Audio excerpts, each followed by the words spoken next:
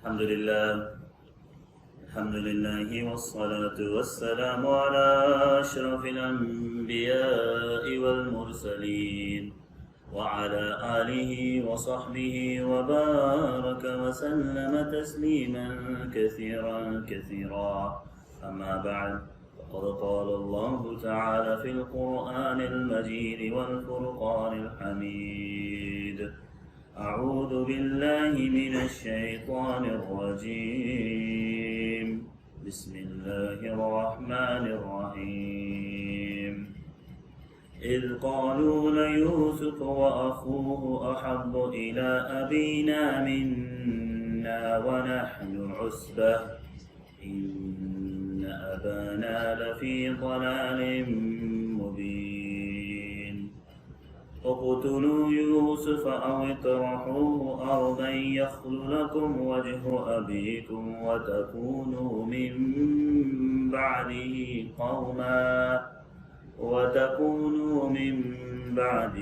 قوما صالحين صدق الله العلي العظيم. We started the discussion of Yusuf عليه السلام 2 weeks ago, and I mentioned that it will be pretty much the tafsir of Surah Yusuf, as Allah subhanahu wa ta'ala has mentioned the story of Yusuf alayhi salam from when he was a child almost up until his death. Allah subhanahu wa ta'ala mentions what took place with Yusuf alayhi salam, and there are many lessons that we derive from the story of Yusuf alayhi salam. So just as a recap, the surah starts in which Allah subhanahu wa ta'ala allows Yusuf alayhi salam to see a dream. And in this dream, he sees أَحَدَ عَشَرَ كَوْكَبًا وَالشَّمْسَ وَالْقَمَرَ رَأَيْتُهُمْ لِي سَاجِدِينَ. He sees 11 stars, which is a reference to his brothers. And then he sees the sun, and he sees the moon. They were all prostrating towards Yusuf alayhi salam. Now Yaqub alayhi salam was well aware he was himself a prophet of Allah, so he understood that this dream was a sign that Allah subhanahu wa ta'ala was going to bless Yusuf alayhi salam with prophethood. And we mentioned last week that Allah subhanahu wa ta'ala, that Yaqub alayhi salam told Yusuf alayhi salam at the time that don't inform your brothers of this dream. Now how they found out, whether Yusuf alayhi salam told them explicitly or they found out from some other means, Allah subhanahu wa ta'ala doesn't mention it. Because how they found out isn't relevant. But what is relevant, that we should be aware of who we tell about the favors of Allah. We should be aware of whom we inform about the favors of Allah subhanahu wa ta'ala. Meaning, and as a reminder, as a recap, in this era, in this time that we live in, it is very common to expose all the favors of Allah subhanahu wa ta'ala to the world through Instagram and all these other different platforms. And this is contrary to what Allah subhanahu wa ta'ala tells us in Qur'an. It's something you should keep between you and Allah. Yes, every once in a while, we should expose that ni'mah of Allah as a way of gratitude to Allah. But the climate of today is such that every tiny little thing is exposed on the internet. That is not something that the sunnah of the Anbiya alayhim salam and the way Allah subhanahu wa ta'ala speaks to us in Qur'an. With that being said, we're going forward, and Allah subhanahu wa ta'ala mentions the story of Yusuf alayhi salam. And I reference as well, إِذْ قَالُوا لَيُوسُفُ وَأَخُوهُ أَحَبُّ إِلَىٰ أَبِينَا مِنَّا وَنَحْنُ عُصْبَةٌ. There was a clear reason that Yaqub alayhi salam had, and this is a natural inclination. No one can control who you are more inclined towards. Meaning you may have multiple children, but from amongst your children there will be some, or maybe one, that you're more inclined to due to whatever quality. Now obviously Yaqub alayhi salam, some reasons for why he was inclined to Yusuf alayhi salam was the fact that his mother had passed away, and he loved his mother, and so his mother passing away inclined him, or he knew that he would be the Prophet of Allah. So that's a very quick recap. Going forward, Allah subhanahu wa ta'ala talks about the conversation that took place between the brothers of Yusuf alayhi salam. What was that conversation of the brothers of Yusuf alayhi salam? The conversation was that they said, "Uqtulu Yusuf." Let's kill Yusuf. They wanted to be done with him. Let's kill him. Or, "Itrahuhu arda." Don't throw him away in some land. Throw him away in some desert, he'll die on his own. He was a young child at the time. But what is very important to be mentioned here? Why is Allah subhanahu wa ta'ala mentioning this conversation? It's the last part that's being mentioned here. يَخْلُ لَكُمْ وَجْهُ أَبِيكُمْ. This is the problem. وَتَكُونُوا مِنْ بَعْدِهِ قَوْمًا صَالِحِينَ. It is a habit of people that we feel that if I do wrong, it's just that one little wrong, I'll do it. And then after that, مِنْ بَعْدِهِ قَوْمًا صَالِحِينَ. مِنْ بَعْدِهِ قَوْمًا صَالِحِينَ. Then I'll be righteous. Then I'll do tawbah. And then I'll fix this. I mean, just do this one sinner. Let me break this one thing. Let me steal this one thing. And then what will happen? I'll do tawbah. I won't do it again. But just right now, I can't resist. I can't resist this temptation. This is the deception of shaitan. إِنَّهُ لَكُمْ عَدُوٌّ مُبِينٌ. Whatever wasawis you get, he's never telling you something good for yourself. You may say to yourself, it will bring me closer to Allah, but I just got to do one sin first. No. And this is what the brothers of Yusuf alayhi salam, this is what they would say. This is what they were saying. Let's kill him. Let's throw him in some far land. And then our father, he will eventually forget about him. That's the assumption, right? The reality is, when somebody passes away, no matter how beloved they are to you, a time eventually comes where the pain that you felt at the time that they were gone starts to become less. That's just human, the way we are. So the idea was that, okay, yeah, he'll be mad, he'll be upset, but eventually he'll forget and move on. Now, before, it's not mentioned at this part, but see, shaitan, he did something to the brothers. All the way near the end of the surah, and when we say end of the surah, we're talking about many years later. They forgot to do tawbah. They were upset that, our father didn't believe us. We'll discuss that in a second. Shaitan did not allow them to do tawbah and ask their father for forgiveness until when? All the way near the end of the story, when they meet Yusuf alayhi salam, and they come to Yusuf alayhi salam, and Yusuf alayhi salam says, do you remember what you did with Yusuf and his brother? And they say, well, are you Yusuf? And he says, yes, I am Yusuf. And then at that point they realize, we were the wrongdoers. Nothing since that time has changed us as people. And Allah honored Yusuf alayhi salam, and that was from Allah subhanahu wa ta'ala. So it wasn't all the way till later on in life, then they were given the tawfiq to seek forgiveness. And then the story goes where they asked their father, Yaqub alayhi salam, ask Allah to forgive us. And Yaqub alayhi salam says, yes, I will ask Allah to forgive you. But there's a lesson to be learned from here. Don't deceive yourself into thinking that if I just do that one wrong, then I'll become better. By not doing that one wrong, that's how you're becoming better.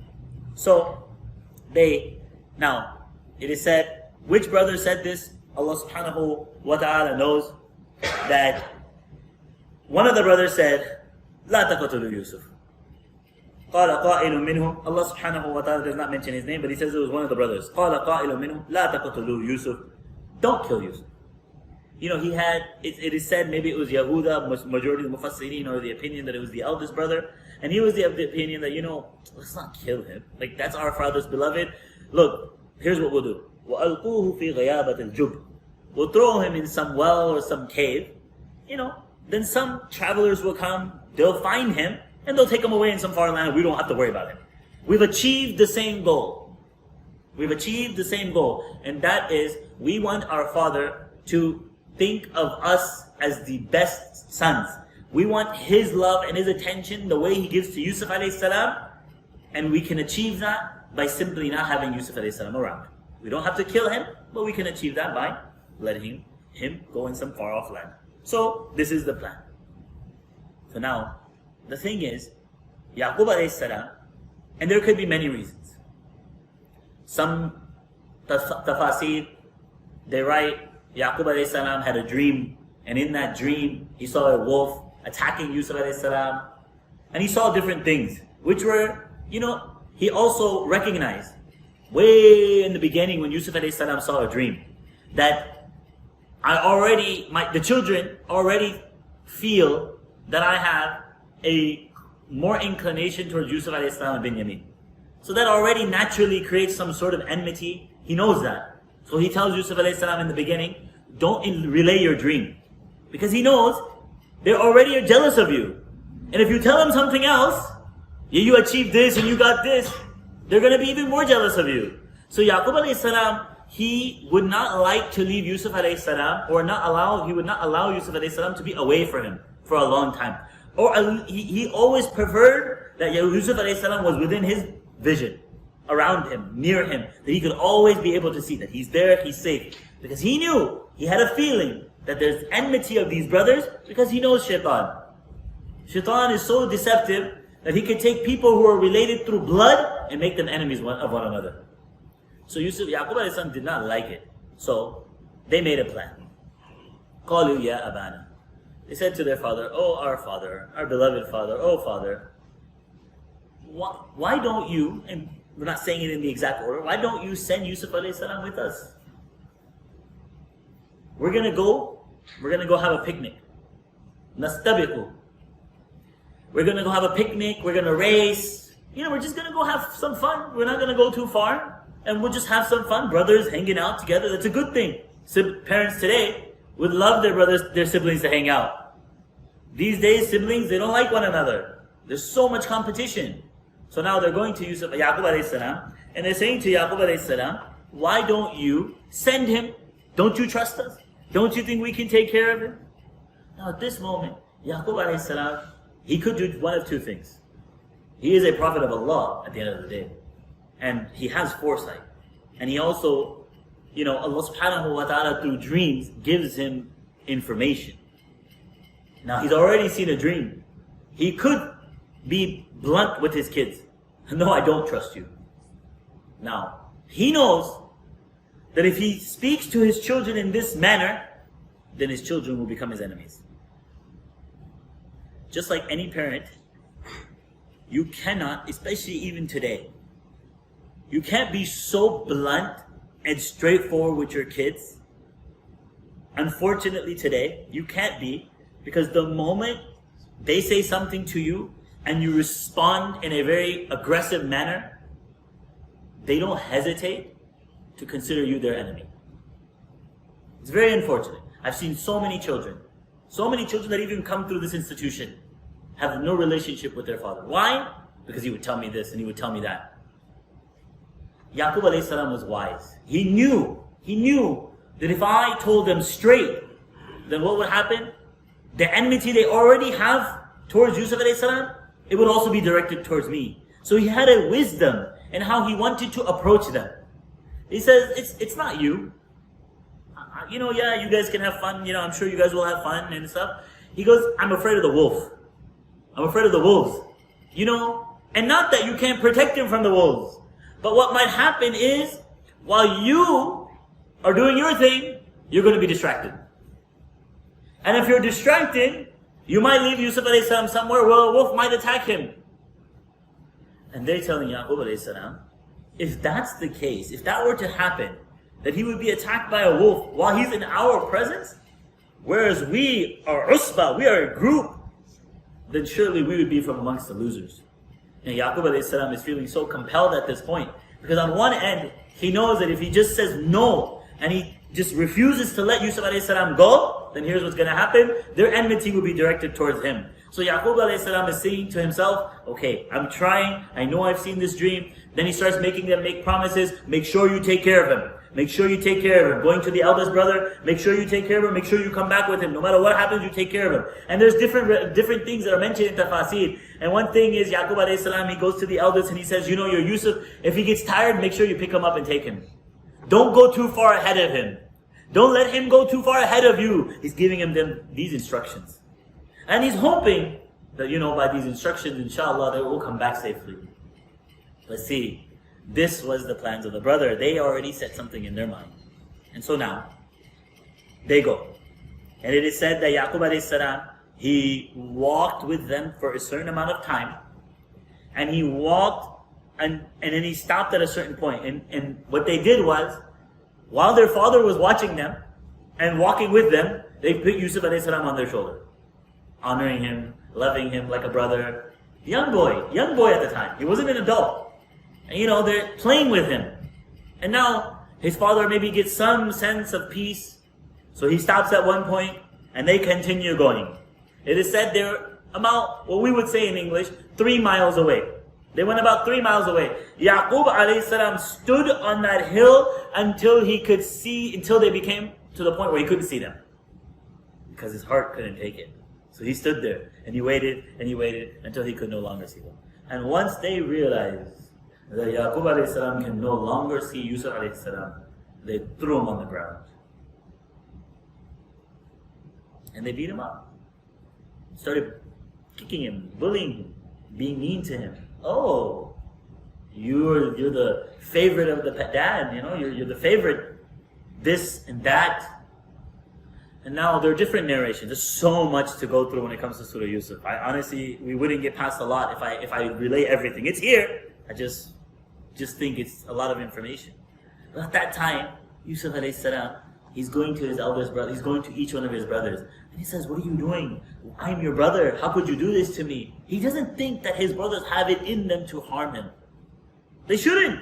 They're his brothers.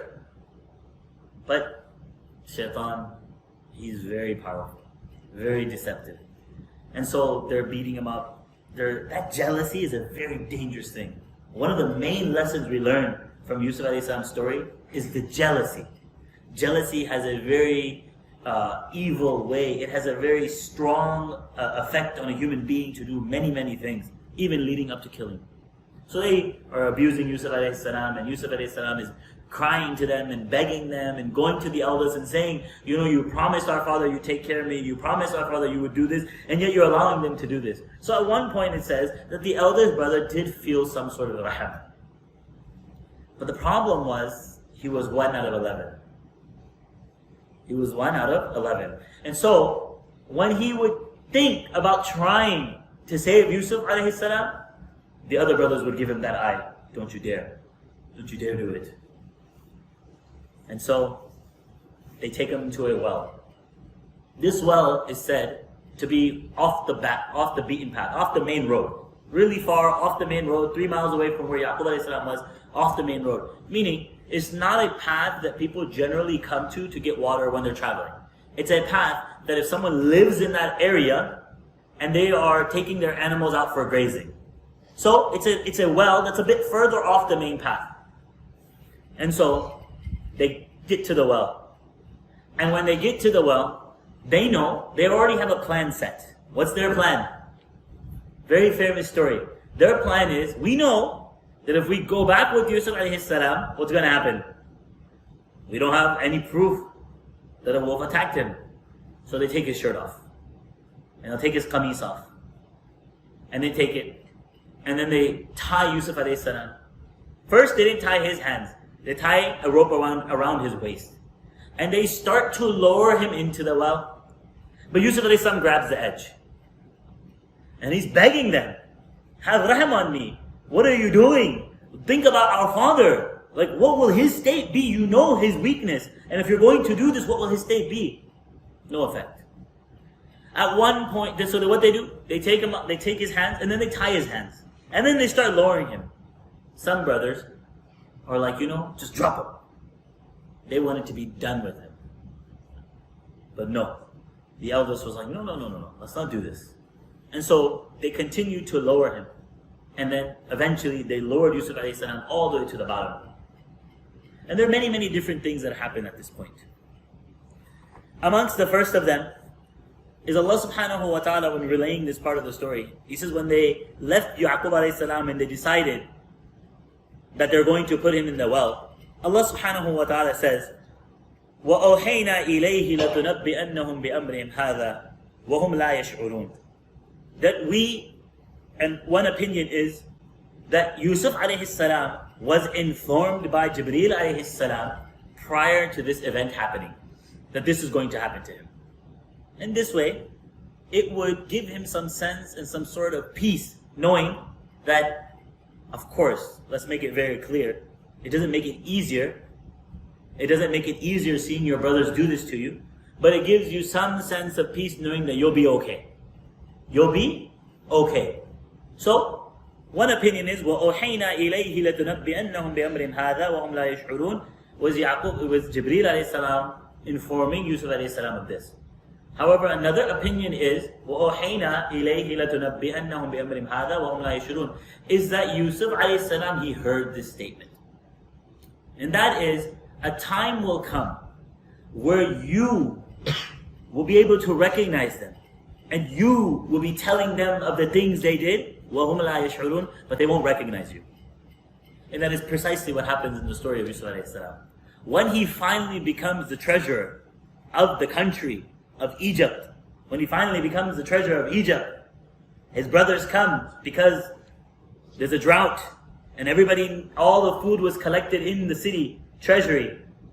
When they come to Yusuf alayhi salam and they want to take their share by giving some money, Yusuf alayhi salam recognizes them, but they don't recognize Yusuf alayhi salam. But Allah subhanahu wa ta'ala knows best. Some other incidents that are related at this time in the different tafasir is that at this point, since they took the shirt of Yusuf alayhi salam out, and now Yusuf alayhi salam is half naked, it is said that Yusuf alayhi salam said to them, to his brothers, as they were sending him down and took his shirt off, he said, "Give me my shirt back."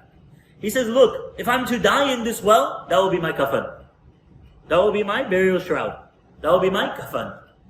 And if I am not to die, then at least it will cover my aura, my private area. It will at least cover me the way I'm supposed to be covered."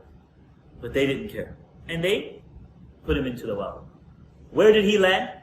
In the bottom of the well. This was almost a very dry well, so it wasn't a lot of water in there. In the bottom of the well, there was a platform. So when Yusuf alayhi salam fell, he got onto the platform and that's where he stayed. And all these conversations that took place between Yusuf alayhi salam and his brothers was while he was on that platform. Some of the things that happened is that the brothers left. But then some of them were upset. Some of them decided, just forget this. Why are we going to let him sit there? And they wanted to come back and throw a boulder and kill Yusuf alayhi salam right away. But it was the elders who prevented them from doing such. And so they decided to leave. It is said that at the time Ibrahim alayhi salam was in the fire, when they threw him into the fire, he was naked. When they threw him into the fire, he was naked. And so we know from the story of Ibrahim alayhi salam that Ibrahim alayhi salam was provided from Jannah in that fire. That is why Ibrahim alayhi salam says, the best time of my life was when I was in that fire. So he was given some clothing when he was in that fire. And it is said that over time that clothing went from Ibrahim alayhi salam to Ishaq alayhi salam, or then into Ismail alayhi salam, and then eventually it got to Yaqub alayhi salam. From Yaqub alayhi salam, he decided to fold it up. Look, this is how it's narrated. He decided to fold it up. And he folded it up to however, I don't know how thick the cloth was, probably not that thick. It probably was able to fold it and make it very small, enough that it was something that could be put around in a necklace. Not the entirety of the clothes, but whatever it was folded into, then a necklace was made out of it. And Yaqub alayhi salam, to take the barakah of that clothing, you kept that clothing around the neck of Yusuf alayhi salam. And it is said that Jibreel alayhi salam came and he opened it and unfolded that clothing, and that is what Yusuf alayhi salam wore while he was in the well. But Allah subhanahu wa ta'ala knows best. This is what's mentioned in different tafsir books. So just something interesting. Now, the brothers, they have to go back and they have to convince their father that they did not throw him into the well, rather a wolf killed him. So they have this clothing, they have this cloth, they have his shirt. And now the thing is, you can't bring a shirt like a normal shirt, like a shirt that's just been worn. If a wolf attacks someone, you'll see signs of it. And here's a lesson to learn. When shaitan convinces you to do something wrong, when he gives wasawis, and your plan is to lie, you always forget something. Something gets left out. And so what happens? They remembered the part to bring blood. But you know what part they forgot? A wolf is a ferocious animal. When it attacks, it rips apart your clothing. It doesn't just attack, hey, it says take off your clothing and then he'll attack you. Hey, it says your shirt looks nice. It's from Polo, I don't want to mess that one. I'll take it off so I can eat you. We'll leave the shirt. And see, they forgot to rip his shirt. So, وَجَاءُوا أَبَاهُمْ عِشَاءً يَبْكُونَ. And here's another thing. how beautiful Qur'an relays this incident. You know what time they came? At nighttime. When it's dark. There's no electricity. There's no electricity. So Allah clarifies. When did they come? At nighttime. To do what? So that it would aid in their false. Because it would be dark, maybe it would be harder to see. It would help in making it more truthful, that they are telling the truth. وَجَاءُوا أَبَاهُمْ عِشَاءً يَبْكُونَ. It is said, the Salaf al-Salihin said, they came crying. One of the Salaf said, based on this story, we know the end result is that they lied. They were lying. We know they put Yusuf in the well. So one of the Salaf al-Salihin, reading this verse, he says something, and this is very important, especially today, and in all times, to be honest, but really today, and I mean in a specific subject, but I don't want to mention the subject. You understand what I'll talk about when I say what I'm saying. He says, be not deceived by the weeping of one who complains of having been wronged. Again, he says, be not deceived by the weeping of one who complains of having been wronged, because he may be a wrongdoer, though he weeps. And then he mentions the story of Yusuf alayhi salam. How often a time, and let's go on a lighter note. I have 3 children, alhamdulillah. My youngest, he thinks he's very slick. So here's what he does. He'll hit his brother. For whatever reason. He's annoyed. For whatever reason, he'll hit him. Maybe the other brother retaliates or doesn't retaliate. It could be that he didn't even retaliate. Or it could be that he retaliated. Now, my middle child, he might hit him back. I'm not a bad parent. Kids fight, okay? If you guys don't know, it happens. So, now he starts crying, and he's an expert at crying. He starts wailing. I mean, subhanAllah, the way we look at it, like, did something happen? Did you break an arm or something? And he's wailing, and he's wailing, and he's crying, and he comes to us, and this happens daily. I mean, not daily, but it happens a lot. He comes to us, he hit me, and so now I'll be honest. In the beginning days, first year, when I used to go to my middle child, I was like, why are you doing that? He's so small, why are you hitting him? And, he just looked down like, always gets away with things. But then there were actually times where he lied. And the middle child or the eldest sibling never touched him. But he knew that if he cried and he came to us, that we would believe him. So eventually we had to start learning that we need to first ask what's happening. And so then there would be so many times we'd come and we'd be like, what happened? He hit me. Okay, why'd you hit him? And he wouldn't deny it. Yeah, well, I hit him. But he hit me back. And why'd you start it? So, like I said, don't be deceived by one weeping and complaining that they were wronged. Because it is possible that they are the wrongdoer, despite weeping. So this is what we learn from فَجَاءُوا أَبَاهُمْ عِشَاءً يَبْكُونَ. And so, very briefly, very quickly, inshallah, we'll end with this. And that is, they said to Yaqub alayhi salam, إِنَّا ذَهَبَنَا نَسْتَبِقُ وَتَرَكْنَا يُوسُفَ عِنْدَ مَتَاعِنَا فَأَكَلَهُ الذِّئْبُ. We left Yusuf alayhi salam by our, let's say, whatever we bought, our picnic, our baskets and our extra stuff that we brought, we left them there. And we went on a race. And a wolf came and ate him. And here's the clothes. First of all, they tell Yaqub alayhi salam, we know you're not going to believe us. We know you're not going to believe us. Because they already felt that Yaqub alayhi salam had more of an inclination towards Yusuf alayhi salam, and they felt that anything they would say, he wouldn't believe them.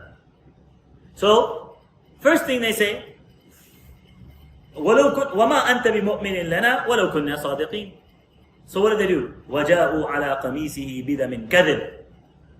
So they brought the blood, they brought the clothing, بِدَمٍ كَذِبٍ, with the false blood. Now what is this story, what happened? It is said that they, on their way back, slaughtered a small baby goat, took the blood of that baby goat, and put it on Yusuf alayhi salam's clothing. Or, that's the thing. Now, there are a couple of stories here, and inshallah we'll leave it at this point. Some of the incidents go like this. Yaqub alayhi salam looks at it, and any of these incidents could have taken place. Allah knows best. He looks at them and he says, what an impressive wolf. And they're like, what do you mean, what an impressive wolf? He killed him, but he didn't harm his shirt. He killed him, but he didn't harm his shirt. Impressive.